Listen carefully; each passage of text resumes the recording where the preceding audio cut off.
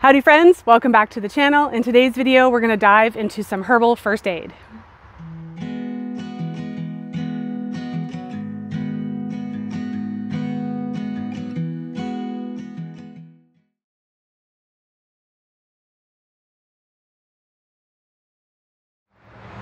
All right, so we're going to be playing with Yarrow today, and we're going to be making a styptic powder. I'm really excited about this one because this is a easy and accessible remedy for most people. Now, if you're not sure if you have Yarrow, I invite you to check out the video that I actually just released on how to identify Yarrow. It's going to be in one of these corners. Make sure you check that out because I don't want you making anything with a plant that you're not 100% sure what you're working with. So why do we want to use Yarrow? Yarrow's botanical name is Achillea millefolium, and it got its name from the Greek god Achilles because Achilles used this plant all the time to help staunch wounds, which means to stop bleeding, and deal with any infections that might have happened when he was in battle. And so that's what we're going to be doing today. Now, for the purposes of this remedy, we're just going to be harvesting the leaf. And so these are the Yarrow leaves here, and I'm just going to harvest a whole bunch of them. All right, so I'm back inside with my Yarrow and I'm about to load up my dehydrator trays. I'll put a link in the description below for the dehydrator that I have because we invested in this one. It wasn't too expensive, but it's been amazing. We've done fruit leathers in it. We've dehydrated tons of fruit and herbs. I couldn't recommend it more because I don't have to rotate trays around anymore. Now, if you don't have a dehydrator, don't worry. I still think you can get this to work. What I would do personally if I didn't have a dehydrator is I would still try to find something similar to this. So if you've got like not cookie sheets, but like the cooling racks that you would use when you're baking, that could work as well, because the idea is that you're going to get airflow top and bottom and they will dry faster. This is going to depend on the humidity in your home as well. But if you don't have a dehydrator, that is a good option. You can try to use your oven. But the ideal temperature for dehydrating herbs is anywhere between 95 to 115 degrees Fahrenheit.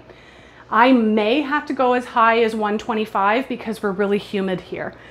We have days where we've got humidity upwards into the 80s and 90%. And so I might have to go as high as 125, but that is lower than most conventional ovens can do. So if you're going to try to use your oven, you're going to have the door open on the oven like a crack. And you're really going to have to keep an eye on it because they go from being fresh herbs to crispy ones really quickly. All right, so here is my Yarrow, and I'm going to put this on the tray. Now, this part here is going to take a really long time to dry, so I'm actually going to discard that. I'm just going to kind of pull that off. You know what? I'll pull off a little more actually because I want it to fit on the tray. So you'll want to discard if you have any, like I do, if you have any like really long stems. One, these are going to dry really, really slowly and slow down the whole process. But two, they are also mostly inert in terms of medicinal properties because they're mostly fiber. Their job is to hold up the leaves, right? And so for this one, like it's really, really thick, right? So I'll probably like break off right down to there. You can use scissors. And I want to load up my trays and be careful not to overlap just so that way you get even drying. All right, so I got 5 trays filled. Now I would love to be able to tell you exactly how long to dehydrate this for, but there's a lot of variables and a lot of different factors. So generally speaking, anywhere from 6 to 12 hours for herbs, but this is going to greatly depend on the temperature you're using and ambient humidity. So I do recommend that you keep an eye on it. I'm actually going to try dehydrating this at 95 degrees Fahrenheit because I want to go with the lowest temperature possible because this is going to help to dry the plant but not destroy a lot of the medicinal properties. If we crank that heat too high, some of those properties will get destroyed because it's too hot.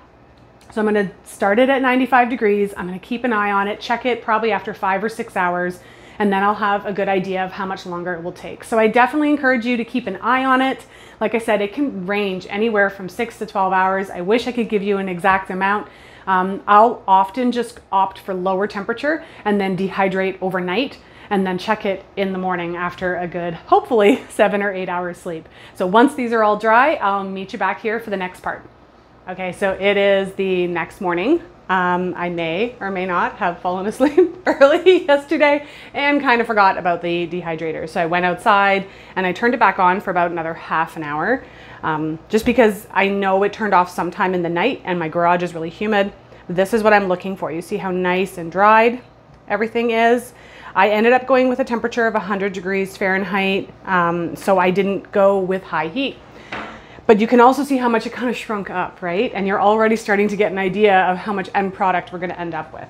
Now, what I like to use for grinding, I have had this for years and just kind of kept it around. I've got this old magic bullet and I kept the one container and the herb grinding attachment. This works really well for me. You can use a coffee grinder as well. I think you can try using things like a food processor. Just make sure whatever you're using is dry. And if you are gonna use a coffee grinder, make sure it's a different coffee grinder than you use for your coffee. It's really hard to get that smell out. So all I'm gonna do now is fill up my jar with Yarrow. All right, so all 5 sheets fit into here. We'll see how this grinds. What I like about the magic bullet is I can actually shake it while it's grinding, and the goal is that you have a powder at the end. Yeah, so I'm gonna do that. You can hit pause in this video if you're working along with me, and you can grind up your herbs as well.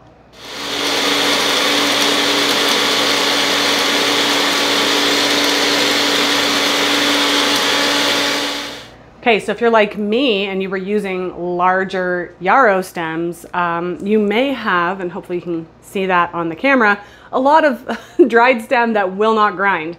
So I'm kind of playing it like on the fly here, working on the fly. And I've got a strainer and a bowl, and I'm gonna see if I can just sift out all the beautiful powder. Oh yeah, it's working. And then get all the stems out. So I'm just kind of shaking, and below you can see all the beautiful Yarrow powder, which is what I want, and the stems are staying above. All right, there you have it, folks. Finished Yarrow powder. As you can see, there's still a few stems in there. No big deal. I'm not willing to keep sifting this to get those little stems out. It's not a big problem for me. And this is just for my family and personal use to have in our first aid kit. So how can you use your Yarrow powder? So first, I will state kind of a word of caution. Yarrow works very, very quickly as a vulnerary to stop bleeding as a styptic, and a vulnerary to start healing the tissues. So if you have an open wound that you're going to be using this on, you're probably going to want to put a little bit of cheesecloth on it.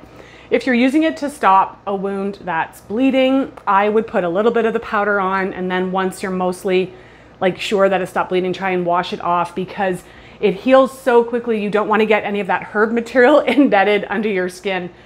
So cheesecloth works really well for this. I've also taken this powder and added like a tiny, if you have a dropper bottle, a little bit of water to form a bit of a paste, and then you can put it on wounds as well. It would work really well for things like insect bites, burns, like if you've burnt yourself in the kitchen.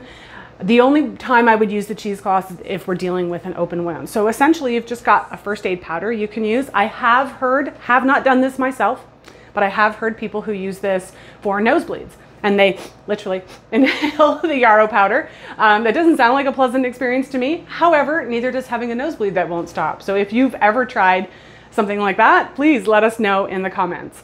I would store this in a glass container in a cool, dark location. Make sure it's not exposed to any water, and it will likely keep for up to a year. All right, there you have it, folks. We have just made a Yarrow powder that you can have in your home first aid kit or home apothecary. If you're planning on making this, let me know in the comments. I'd love to know what your experience was like. If you've used Yarrow powder before, I want to hear about that too. And of course, if you have any questions or comments, leave those below. I'm really good at getting back to people. And until next time, this is Corinne from Spiraea Herbs, wishing you health and wellness.